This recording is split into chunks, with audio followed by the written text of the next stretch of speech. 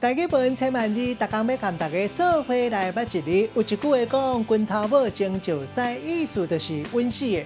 另外，有一句话讲，用别人的拳头母争石狮，这句话意思是借刀杀人。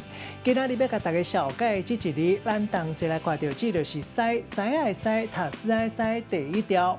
咱知讲狮是一款动物，哺乳讲是肉目，鸟科有2-3公尺长，头圆圆，颈架宽宽，四肢脚拢真有力。鸟嘛真赖，尾溜长长。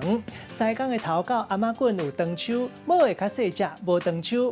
真大型、真草的动物，像鹿仔、羊仔等等，主要是出现伫咧印度甲非洲。大家可能真好奇，一般来讲，伫咱生活中，狮毋是普遍出现，是安怎有袂少狮的相关概念？传说狮是中国东汉的时进贡来到中国，因为佛教认为狮是佛法力量的化身，嘛是守护神，才会普遍出现伫咱的生活中。像讲新明西，咱的庆典的龙狮，也阁有金门的红狮爷真出名，用个辟邪求平安。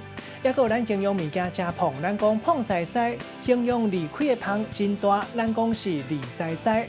也阁有台语发音，古早有人用狮骨把臂高到像鹿来说明。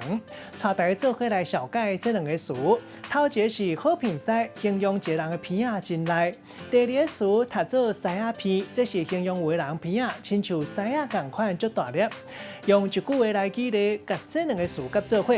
譬如讲，阿明有一粒狮仔鼻，看起来足有钱；佫是一个好鼻狮，落尾伊个去做鼻芳水狮，会当判断济芳疗的芳气。今仔日小解这一日读做狮，提供予观众朋友来参考。